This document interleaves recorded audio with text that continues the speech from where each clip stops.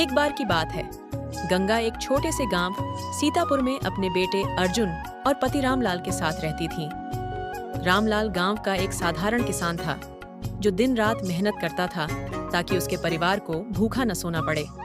लेकिन किस्मत हमेशा साथ नहीं देती। एक साल भयंकर सूखा पड़ा और खेतों में एक भी फसल नहीं उगी।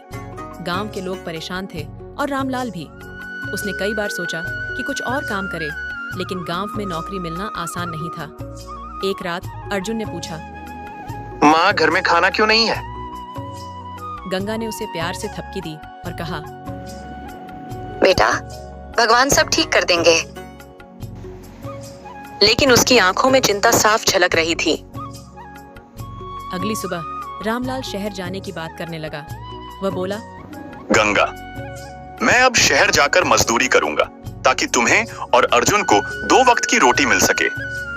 गंगा ने मना किया। नहीं, तुम हमें छोड़कर नहीं जा सकते। हम मिलकर कोई रास्ता निकालेंगे। लेकिन हालात ऐसे थे कि रामलाल को जाना पड़ा। रामलाल के जाने के बाद घर की जिम्मेदारी पूरी तरह गंगा पर आ गई। गांव में काम ढूंढना मुश्किल था, लेकिन हार मानना गंगा ने सीखा ही नहीं था। गांव के ठाकुर साहब, जो जमींदार थे, उन्होंने कहा, गंगा, मेरे घर में काम कर ले, तुझे कुछ पैसे मिल जाएंगे। गंगा को ठाकुर साहब पर भरोसा नहीं था, लेकिन अपने बेटे की भूख के आगे उसने हामी भर दी। वह रोज ठाकुर साहब के घर झाड़ू पोंछा करती, बर्तन धोती और कभी-कभी खाना भी बनाती। इसके बदले उसे बहुत कम पैसे मिलते थे, लेकिन इतना काफी था कि अर्जुन को भूखा न सुलाना पड़े। पर गांव के कुछ लोग गंगा के बारे में गलत बातें बनाने लगे। वे कहते, देखो, रामलाल के जाते ही यह औरत दूसरों के घरों में काम करने लगी। गंगा इन तानों को नजरअंदाज कर देती, लेकिन अर्जुन को यह सब सुनकर बहुत गुस्सा आता। एक दिन ठाकुर साहब की पत्नी ने गंगा से कहा, गंगा, तू चाहो तो हमारे घर में ही रह सकती है। तुझे बाहर जाकर काम करने की जरूरत नहीं पड़ेगी। गंगा ने विनम्रता से मना कर दिया। मालकिन, मैं आपकी कृपा की आभारी हूँ, लेकिन मैं अपने घर और आत्मसम्मान के साथ रहना चाहती हूँ। ये सुनकर ठाकुर साहब को गुस्सा आ गया। उन्होंने गांव में अफवाह फैला दी कि गंगा घमंडी और अकड़ू हो गई है। गांव के लोग, जो पहले से ही उसे शक की नजरों से देख रहे थे, अब उससे दूरी बनाने लगे। गंगा जानती थी कि दूसरों के भरोसे रहने से अच्छा है कि खुद कुछ किया जाए। उसने अपनी एक सहेली कुसुम से बात की, जो शहर में हस्तशिल्प और खिलौने बनाकर बेचती थी। गंगा ने कुसुम से यह काम सीखना शुरू किया और धीरे धीरे मिट्टी के दिए, खिलौने और टोकरी बनाना सीख गई। अब वह दिन में ठाकुर साहब के घर काम करती और रात में दिए और खिलौने बनाती। अर्जुन भी माँ की मदद करने लगा। कुछ ही महीनों में गंगा को काम में माहिरता आ गई और उसकी चीजें गांव के मेले में बिकने लगीं।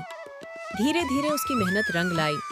गांव के बाहर के लोग भी उसकी बनी चीजें खरीदने लगे, लेकिन ठाकुर साहब यह सब देखकर जलने लगे। अगर तूने मेरा काम छोड़ा तो तेरा कारोबार नहीं चलने दूंगा। गंगा ने दृढ़ता से जवाब दिया, अब मैं दूसरों के घर में झाड़ू नहीं लगाऊंगी, बल्कि अपनी मेहनत से जीऊंगी। ये सुनकर ठाकुर साहब ने गांव के लोगों को गंगा के खिलाफ भड़काना शुरू कर दिया।